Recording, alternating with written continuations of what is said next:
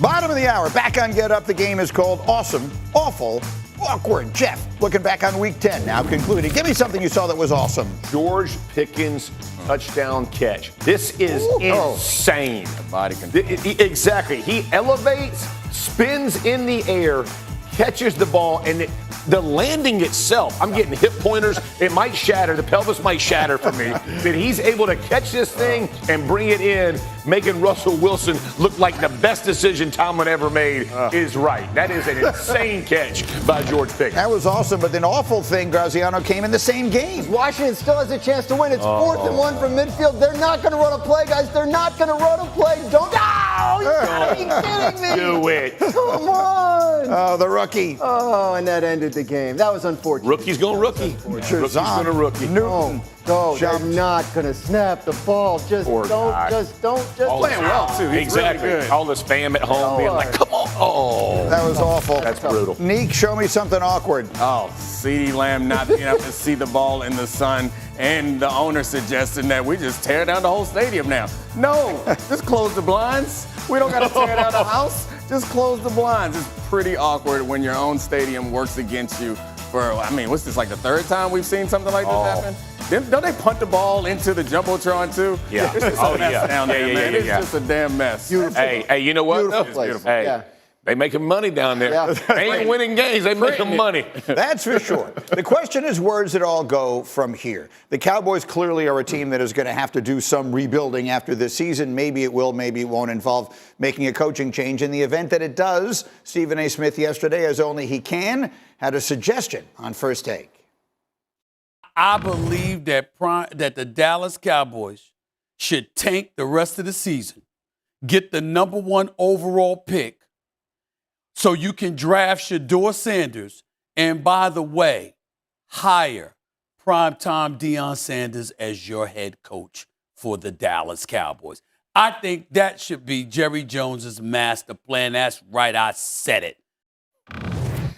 Here's the truth. All kidding aside, Mike Tannenbaum and I said that in August. We said that the best course for the Cowboys would be that they hire Deion Sanders and try and get his son be the quarterback. And then a very strange thing happened. On the morning the season began, Dan Graziano, Remember that? half of that plan became impossible. Yeah, because they signed Dak Prescott to a massive contract extension, historic, largest of all time for a quarterback or any player in the NFL. So if you bring in Shedeur Sanders, you're going to have to do something with Dak Prescott. Trading Dak Prescott would cost the Cowboys more than $100 million in dead money on next year's cap. And, if you thought Jerry Jones was crying poor about the cap this year, wait till he has $103 million dead sitting there for Dak Prescott. So let's move past the Shedeur piece of this. And candidly, if the Cowboys were to be tanking, how would you know the difference? But Exactly. having watched them play so far. But let's live in the Deion of it, because I'm starting to hear that a lot, which means it's something that some people out there want to see happen. Deion Sanders to the Cowboys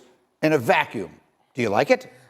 Sure. It's like it seems like Deion Sanders is very interesting and exciting, which seems like that's more important to Jerry Jones than anything else. Deion it seems that he's gotten Colorado turned around pretty quickly. So that suggests that he has some coaching ability to do at multiple different places. I'm sure it's a job that he can do.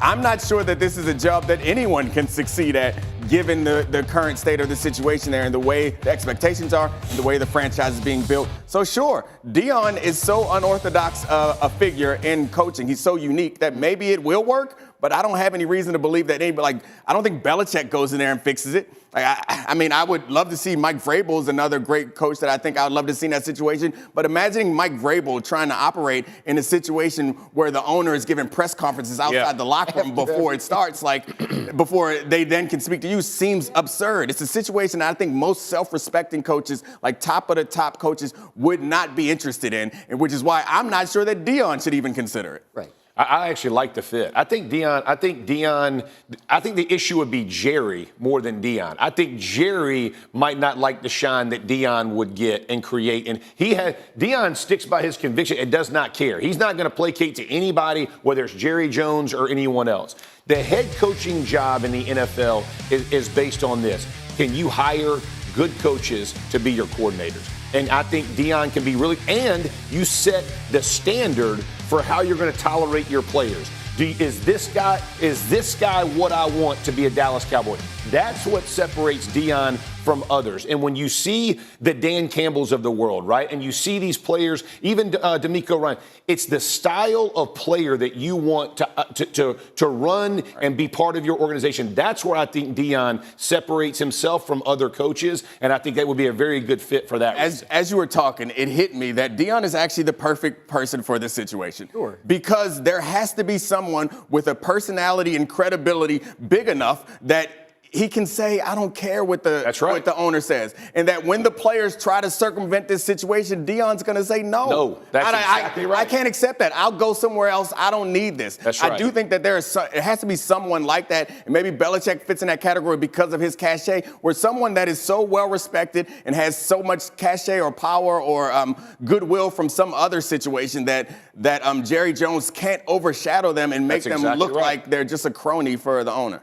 Problem is, does Jerry Jones want to hire somebody like that? Right. I mean, that's the issue here. Because, I mean, you look at what we've talked about this Dallas Cowboys coaching job and how different it is from everything else.